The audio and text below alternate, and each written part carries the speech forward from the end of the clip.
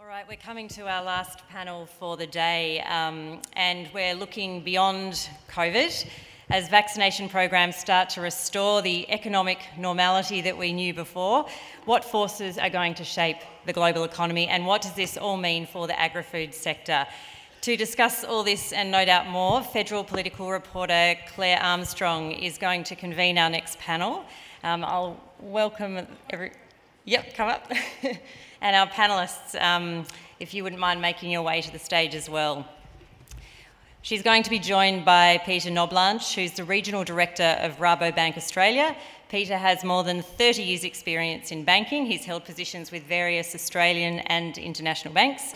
Since he joined Rabo back in 1996, he's held several management roles within Rabobank Australia and New Zealand and joined the board of Rabo in 2016. We also have Lachlan, Baird, who is the CEO of Prime Super, who I will add is actually sponsoring this panel discussion.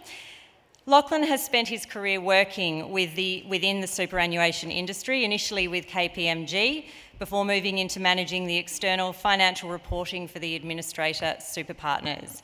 In 2005, he became CEO of Prime Super, where he and his team have made really significant changes to the fund. Tanya Barden is the Chief Executive of the Australian Food and Grocery Council, which is the peak body representing food and grocery suppliers. Tanya is also the Non-Executive Director of Foodbank Australia.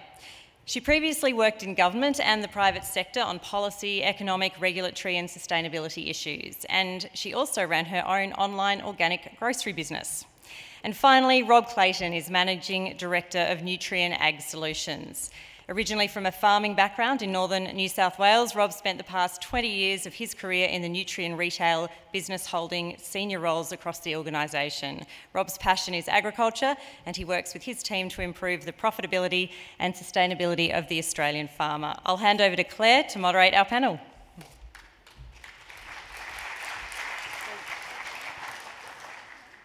Hello. Is that good? Yeah, awesome. Hello, everyone. Obviously, as said, I'm Clare Armstrong from the Daily Telegraph. You might tell from my flustered look that I was 50-50 on whether I'd be here because I thought I might be on the election campaign, so forgive me for all the notes. It's not that I'm ill-prepared, I'm just all over the place, but I'm very excited to host this panel. We've got a whole lot of stuff we want to talk about, but of course I have the iPad for questions, so don't make me look bad, like send in your questions and I'll read them out. But let's get straight into it. I know it's the end of the day, so we'll have some exciting economic talk. COVID.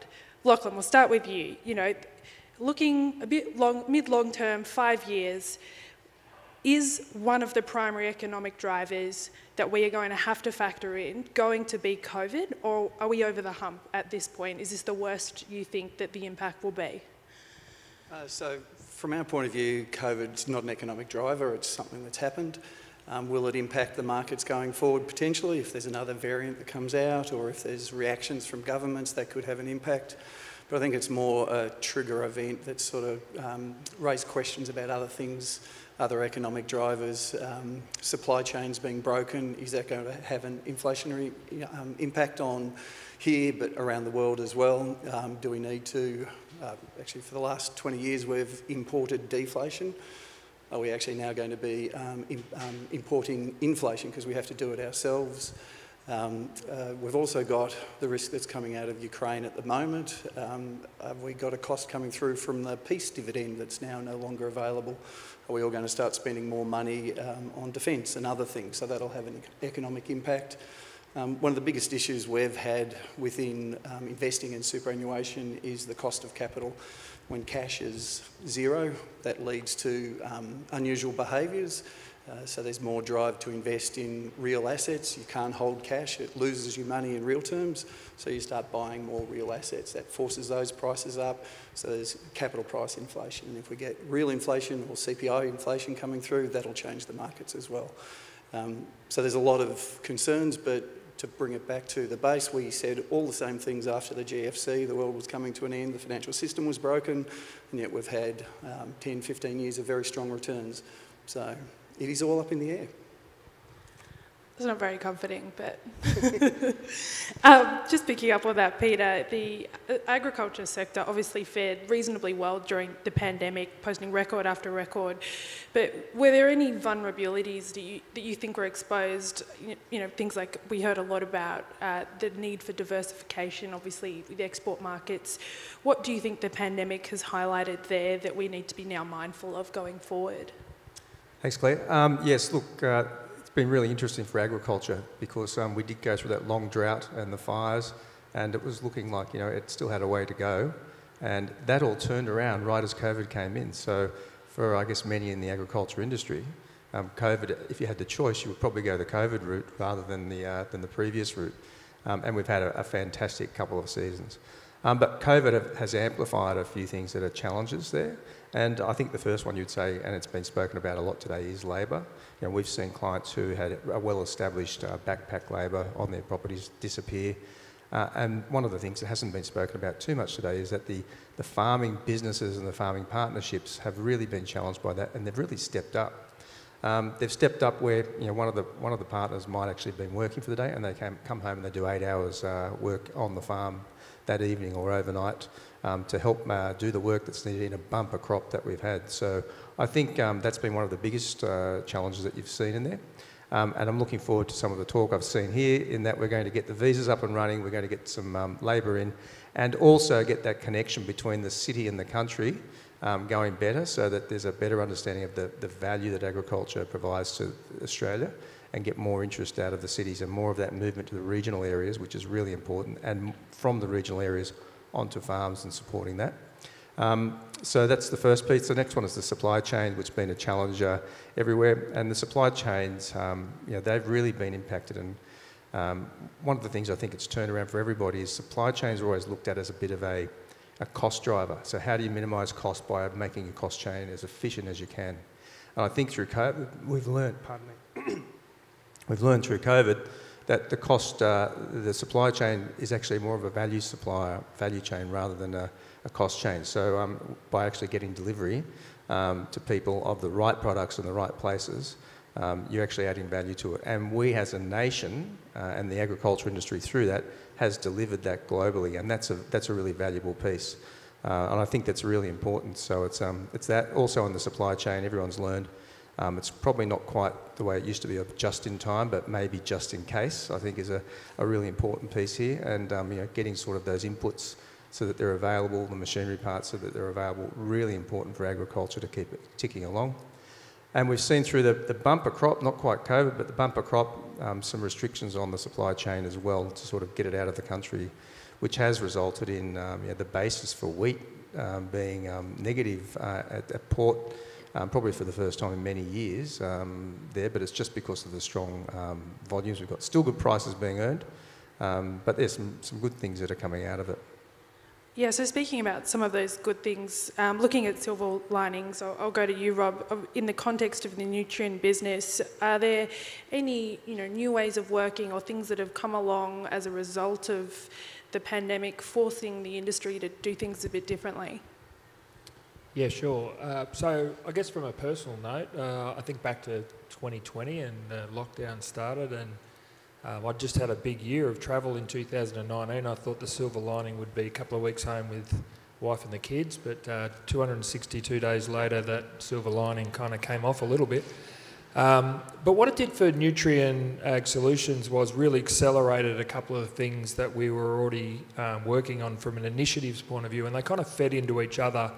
So digital for us was something we'd already started to work on, a digital engagement with our customers, omni-channel and so on, but we were right at the start of that.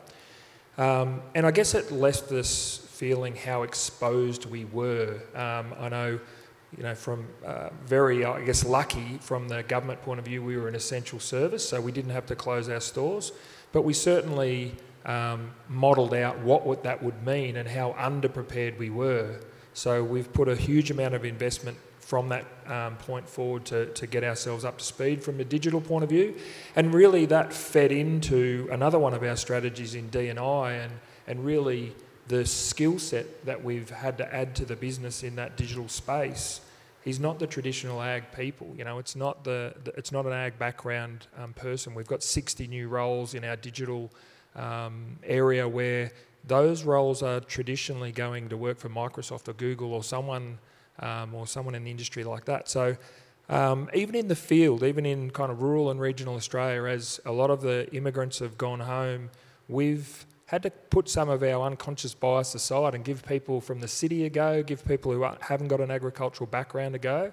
And it's really changed a lot of the attitude. It's changed some of the attitudes out there where I think at a head office level we were already sold on diversity was good, but in rural Australia sometimes there's some unconscious bias that are hard to break, but we've seen fantastic results, fresh sets of eyes that have really changed and unlocked a lot of value.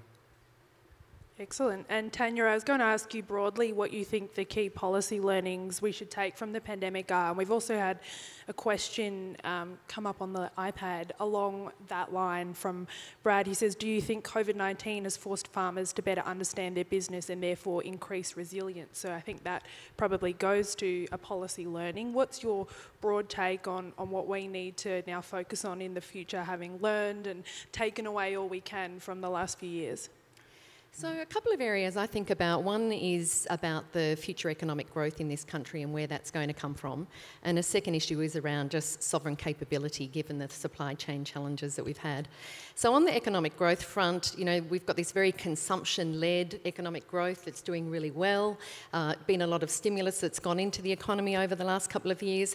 But we do know that, generally, consumption-led economic growth tends not to be as high or as long-lasting as investment-led growth. And, the drivers of economic growth are really around productivity, population, participation rate of the workforce. So I think we need to be able to get policy back onto those areas. And we know that before we went into the COVID pandemic, Australia was lagging in non-mining investment in this country.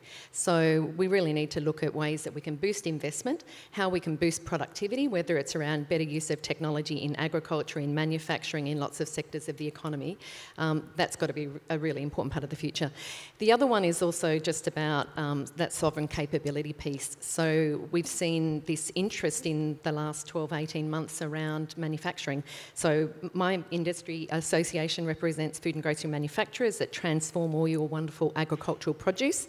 And previously we had seen more offshoring of manufacturing in several areas, where now there's this appetite for investing back in Australia, and government's really seeing that we need to have that sovereignty of domestic capability.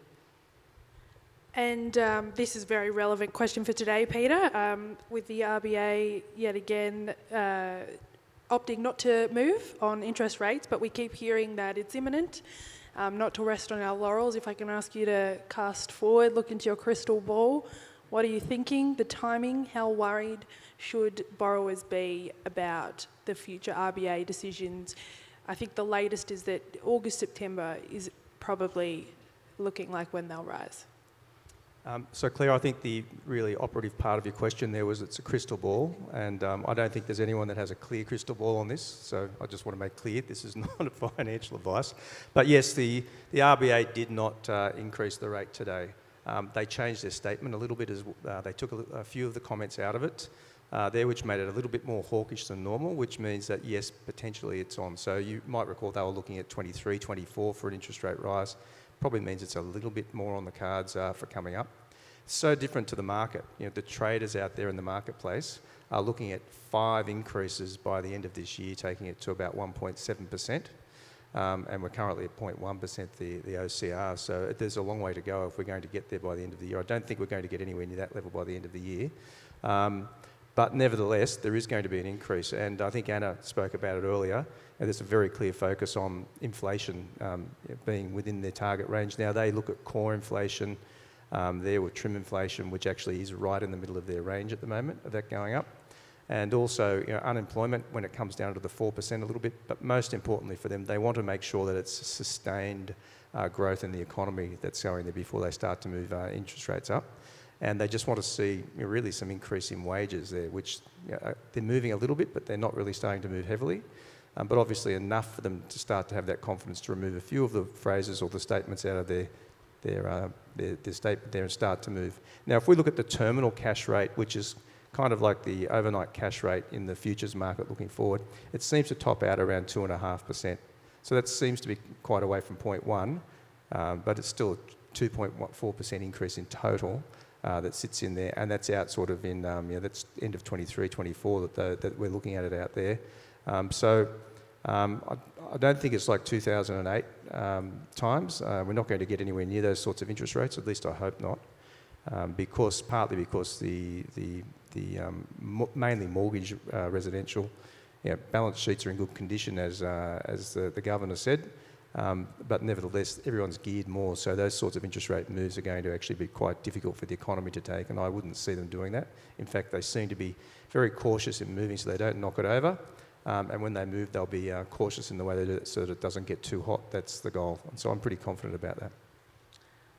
I like your confidence. And imagine the drama if the rates had gone up today, like 2 days before an election was called.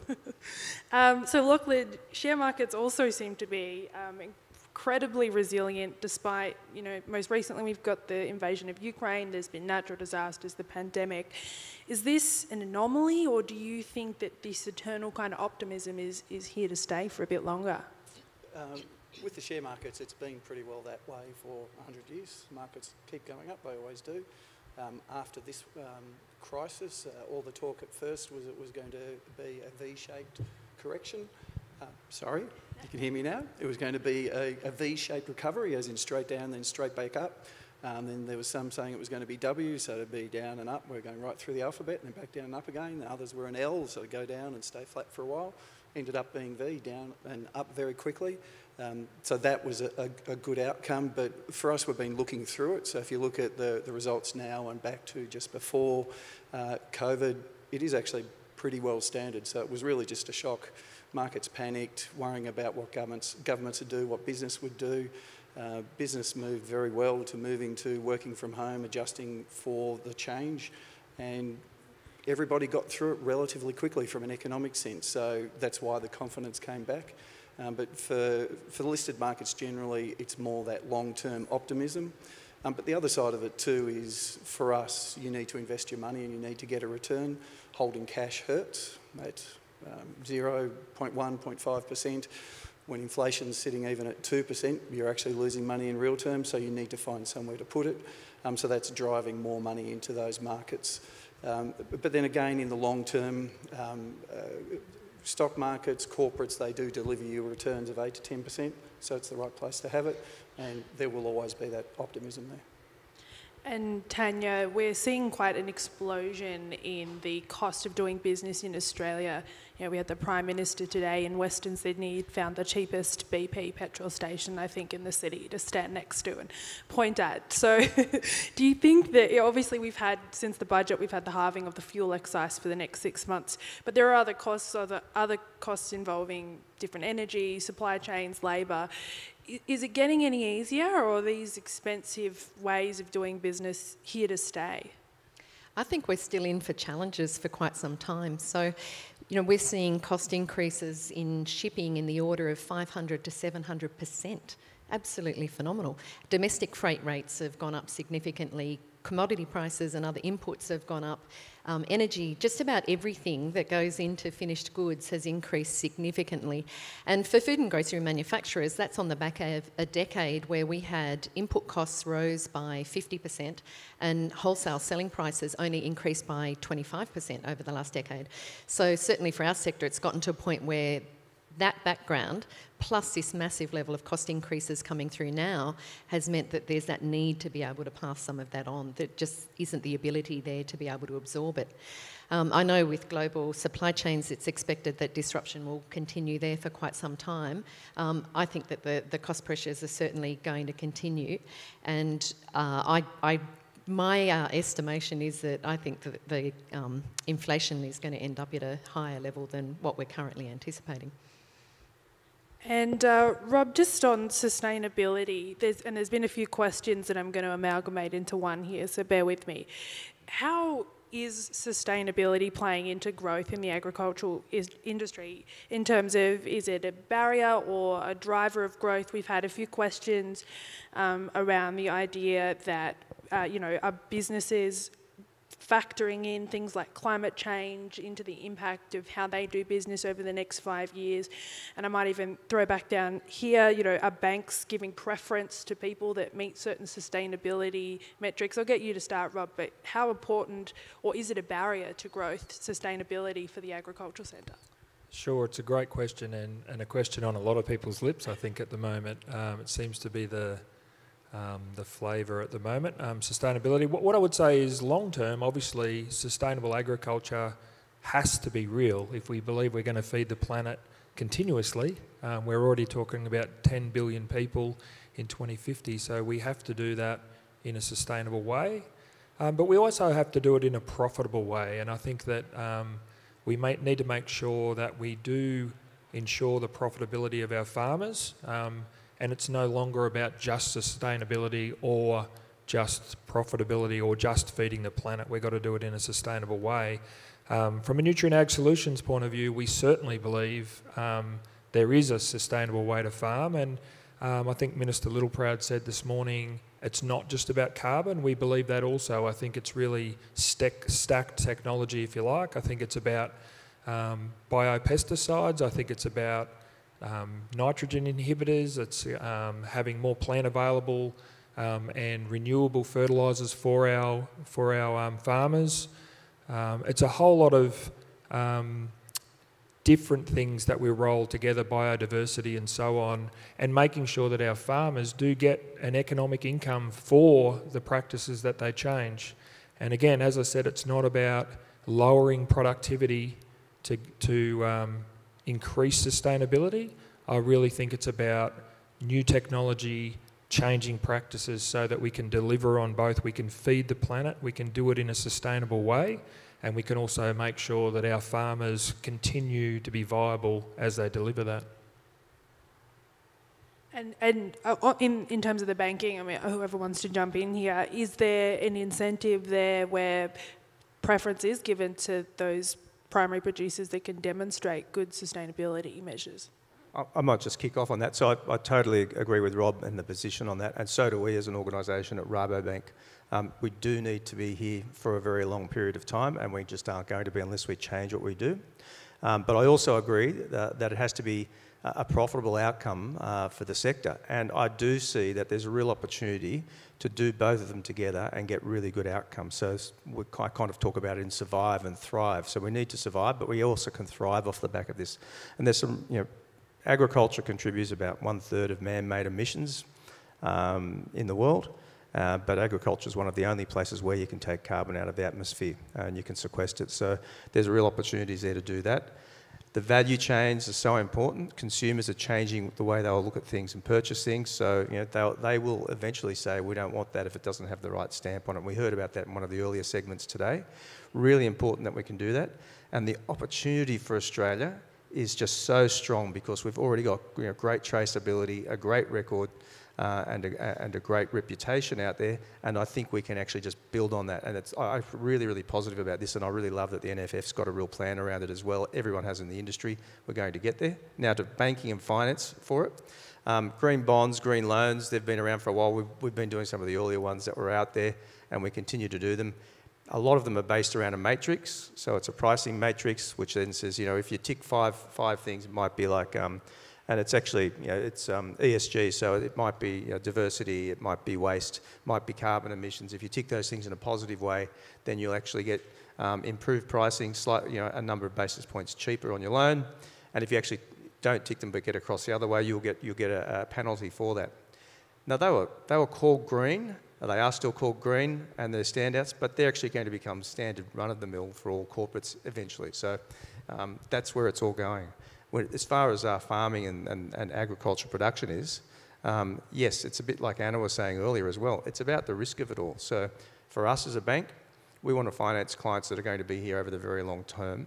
We're a bank that actually has knowledge, so we have a lot of research people looking at this, and we want to help our client base understand this and take that pathway so that they can actually achieve those things and survive and thrive. So when we make decisions around that, it's around, do we want to bank with you for the very long term? And in agriculture, you have to. You have to actually bank somebody knowing that we're going to have not very many that any of us can remember, years like the last few. But then also you're going to have the tougher years where prices aren't going to be right, where there'll be some sort of change in global value chains, and also with droughts. So you need to have that ability to bank through all of that. Sustainability is just a really big part of that as we go forward. It will become a bigger part of it. Science will fix it. Did you want to add? Yes, so from a superannuation point of view, ESG has always been important, particularly the G. The governance, a good business that understands what its risks are, is well positioned to manage climate change and the other risks. Agriculture itself being the business it is, you have to look after your environment, otherwise you don't have a business. So all those considerations are important for us. When we're looking at opportunities, we look more into the infrastructure to how to make business in rural and regional areas better and more efficient. We've just recently completed a deal to purchase a wind farm in Western Victoria, so that's a way of bringing in green power into the system. So there's lots of other opportunities out there to actually bring better solutions into agriculture, and it may not be just on the farm itself, but other ways of bringing in power, energy, whatever else it is, into the system to make it greener. And Tanya? Yeah, so I think there's a lot more expectation if you think about the whole value chain from agriculture to consumer. Certainly consumers are starting to shift from seeing the willingness to pay a premium for sustainability to it being actually it's the right to play. It's the expectation that they have that a product will be sustainable. And as a result of that, you're seeing the retailers now moving towards expecting that more from the supply chain. And manufacturers are looking at doing a lot of things to improve their sustainability as well as working with their ingredient input suppliers. So the challenge, I think, is going to be on how the whole value chain can do it in a way that minimises cost, because the consumer just still isn't willing to pay that big premium for it. Claire, if I just add one more thing, and I think it's heartening to see banks behind this. This is, in my 30 years in agriculture, it's the first time I've seen kind of alignment from banks, from the value chain, from consumers, but also farmers are running at this at 100 miles an hour looking for the opportunity. And I think only 2 or 3 years ago, they saw this as a big threat. They saw this as a carbon tax or some way that they're going to get whacked with a stick with this. And now, every day, we're getting calls from our farmer customers, how do we get into this sustainability? How do we get an economic return for this? So I think that's the key shift, is the sentiment in sustainability is now how do we do it, not how do we stay away from it. I might just add just one example of that. We have a client, I won't say what they're producing, but they've done the work and they've actually certified that they're carbon neutral in the production. Leaving their farm is carbon neutral. They get a premium for it. And they've just received a loan from us, or approval from a loan from us, to actually put in solar panels to do the next stage processing, which they do now, but to actually run that all from solar so that they can actually take that value chain. So when it leaves the country, it's certified carbon neutral all the way out of the country. And they'll drop the extra electricity into the grid and make some money out of that as well. And that is thriving because the premium they're getting for that, it's not just a really broad commodity, but the premium they're getting for that really pays for this and really differentiates them in the market. It's a great opportunity.